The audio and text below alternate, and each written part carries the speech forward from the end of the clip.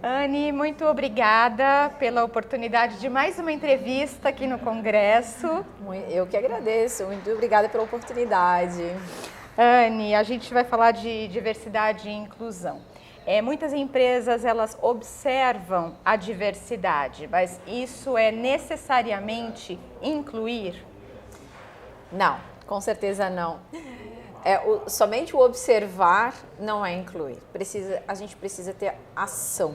Então, as empresas precisam efetivamente colocar em prática, né, planos e ações e ter e medir os resultados para poder ser efetivo. Né? Somente observar, isso não vai levar à inclusão, né, das pessoas numa organização. E de que maneira as organizações elas podem trabalhar esse tema com os seus públicos internos e até mesmo com os clientes e fornecedores? Tem diversas maneiras, né? Desde treinamentos, né? Toda essa parte de capacitação, desde a alta gestão, né? Aos colaboradores de base, aos gestores, todos eles têm que entender a importância, né, da inclusão por meio de políticas, por meio de uma excelente comunicação, né, desde escrever um e-mail, entender quem é o teu público interno, né, entender quem é o teu público externo, porque quando a gente entende quem é o nosso público, a gente consegue conversar com ele, fazendo uma inclusão efetiva, né? Então, eu sou entusiasta da educação, da capacitação. Acho que é por meio dessa capacitação que as pessoas vão compreender o que está escrito na política e conseguir colocar na prática, né? E daí, logicamente, né, todo esse arcabouço do compliance, ele faz com que essa inclusão, ela também ocorra. E quando a gente fala, assim, programas de mentoria, né, programas de diversidade, inclusão, comitês, né? Eu promover um comitê dentro da empresa, isso tudo é de suma importância para que as pessoas se sintam de fato incluídas. Mas tem algo também simples que todas as empresas podem fazer, porque muitas das vezes falam, não tenho budget, não tenho tempo, não tenho pessoal, né? Mas a empatia, né? Eu entender aquele colaborador, eu ter o respeito por ele, eu realmente entender o que está acontecendo na minha equipe, esse é um diferencial que pode ser colocado em prática por qualquer pessoa.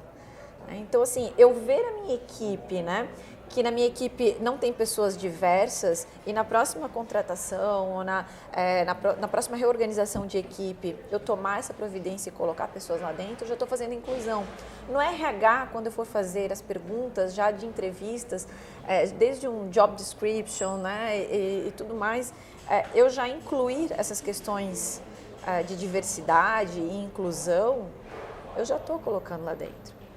Eu já estou praticando o que é a inclusão, porque muitas vezes as empresas, elas querem, né, colocar muitas políticas, fazer um arcabouço lindo, está escrito no código, mas na prática isso não ocorre.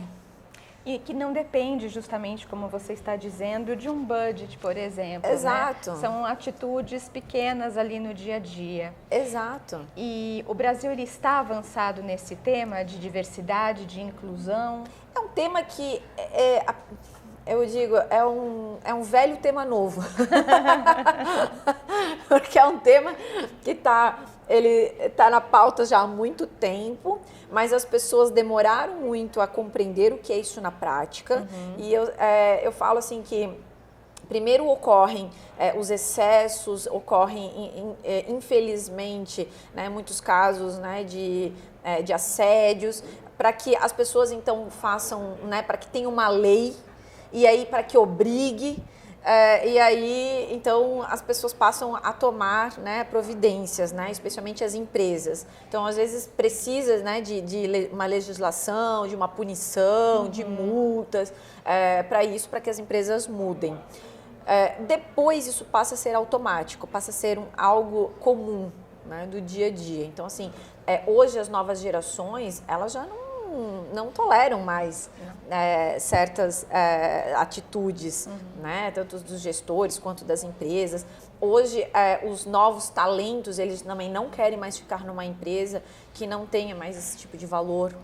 A gente começa a perceber isso desde uma reunião de trabalho, né, até mesmo do ambiente corporativo do seu dia a dia, né? Durante a pandemia, a gente viu, né, o trabalho remoto, né, sendo colocado em prática, e daí tiveram outras questões relacionadas a assédio, a inclusão, a tudo mais, né? Então, desde até uma inclusão digital, né? Então, assim, das empresas verem assim, né, quem tem um computador em casa, quem tem uma internet, vou colocar e tudo mais, e trazer e aproximar as pessoas, né? Então, eu entendo que sim, o Brasil ele tem avançado, os temas estão sendo falados, né, de diversidade, inclusão, assédio, toda essa gama de assuntos, mas, como eu até falei no painel agora, né, as pessoas elas têm vieses inconscientes e isso é que a gente precisa trabalhar muito.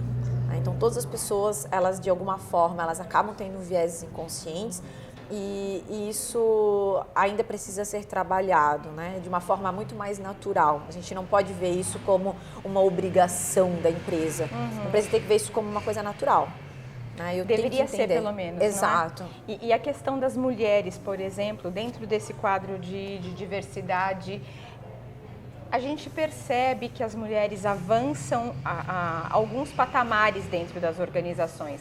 Mas será que elas são incluídas, de fato? Temos um longo caminho a percorrer, né? É como eu disse, assim, é muito fácil, às vezes, uma empresa ela falar assim, olha, a minha empresa está cheia de mulheres, veja a minha equipe, está cheia de mulheres, mas quem está no topo dessa organização?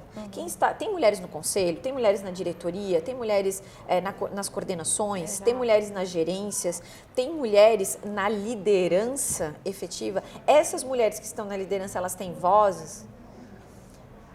Porque isso é um fator que interessa, né? Porque é aí que vai ter a mudança de chave. E o porquê que é tão importante ter, né, essa diversidade, essa equidade, né, né, aqui a gente está falando agora no caso de mulheres, equidade de gênero, porque um mesmo problema, quando ele é visto de formas diferentes, por pessoas diversas, as chances de trazer soluções diferentes e melhores são muito mais altas. Claro. Né? Porque aquele mesmo problema ele é visto de perspectivas diferentes, porque aquelas pessoas têm experiências diferentes. Então, a importância de ter um conselho diverso, uma diretoria diversa, uma equipe diversa, é porque eu vou ter novas ideias, eu vou ter... para a empresa, isso até significa um ganho financeiro, inclusive. Isso já há vários estudos com relação a isso. E como eu falei, de novo ressalto, algo que é normal na nossa sociedade, porque nós somos compostos, né, uma sociedade composta por pessoas diversas, deveria ser normal. Dentro das organizações também, sem dúvida. Né? De todas. Mesmo. É isso aí. Não, foi ótimo, foi ótimo. Ânia, eu quero agradecer então a sua participação mais uma vez. Espero encontrá-la no próximo congresso. Ano que vem eu venho com os bebês. Isso, daí você vem com os bebês.